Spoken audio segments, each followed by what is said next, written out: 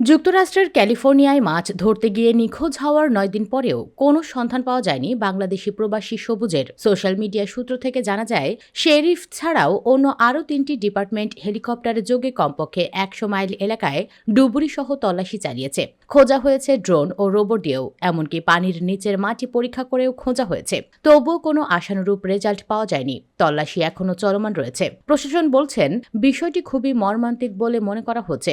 ধারণা করা হচ্ছে সবুজ কিডন্যাপও হতে পারেন। উল্লেখ্য যে গত শনিবার ৭ই মার্চ ক্যালিফোর্নিয়া অ্যাকুডাক্ট এলাকায় ভোরের দিকে মাছ ধরতে গিয়ে নিখোঁজ হন তিনি। নিখোঁজ বাংলাদেশি প্রবাসী ইঞ্জিনিয়ার শাহনুর আলম সবুজের বাড়ি বাংলাদেশের বগুড়া জেলায়। পারিবারিক ও স্থানীয় সূত্রে জানা গেছে, ওই দিন ভোরে তিনি একাই মাছ ধরতে বের হয়েছিলেন। কিন্তু দীর্ঘ সময় অতিবাহিত হওয়ার পরও তিনি ফিরে না আসায় উদ্বেগ তৈরি হয়। পরবর্তীতে ঘটনাস্থলে গিয়ে শুধু তার ব্যবহৃত একজোড়া জুতো এবং কিছু মাছ ধরার সরঞ্জাম পড়ে থাকতে দেখা যায়। নিখোঁজ হওয়ার সময় তার সাথে ৩টি ফিশিং রড থাকলেও একটি রডও মাছ ধরার জাল সেখানে পাওয়া যায়নি। ধারণা করা হচ্ছে, মাছ ধরার সরঞ্জাম উদ্ধার করতে গিয়েই তিনি কোনো ঘটনার কবলে পড়েছেন। অ্যালামেডা কাউন্টি শেরিফ অফিস জানায়, সংশ্লিষ্ট এলাকাটি অত্যন্ত গভীর এবং খরস্রোতা।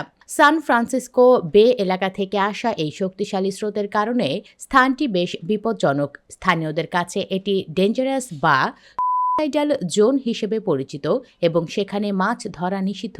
তদন্তকারী কর্মকর্তারা জানিয়েছেন, পাড় পিচ্ছিল হওয়ায় ভারসাম্য হারিয়ে পানিতে পড়ে যাওয়া অথবা প্রবল স্রোতে তলিয়ে যাওয়ার সম্ভাবনা রয়েছে। উদ্ধারকারীরা জানান, সবুজ সাঁতার জানতেন না এবং একা থাকার কারণে তাৎক্ষণিক কোনো সাহায্য পাননি।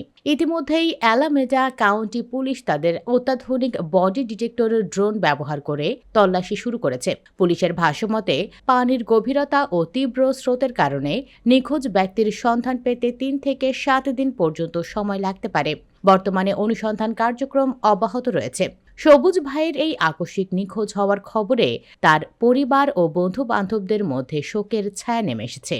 তার স্ত্রী এবং ৭ বছর বয়সী একমাত্র সন্তান বর্তমানে গভীর শোকে স্তব্ধ। স্থানীয় বাংলাদেশি কমিউনিটি তার পরিবারের প্রতি গভীর সমবেদনা জানিয়েছেন এবং তার নিরাপত্তার জন্য দোয়া চেয়েছেন। কর্তৃপক্ষ এবং প্রবাসীরা এই ঘটনার প্রেক্ষিতে সবাইকে সতর্ক করে জানিয়েছেন, ক্যালিফোর্নিয়ার এই বিপজ্জনক জলপথগুলোতে একা চলাফেরা বা মাছ ধরা থেকে বিরত থাকা জীবনের নিরাপত্তার জন্য অপরিহার্য।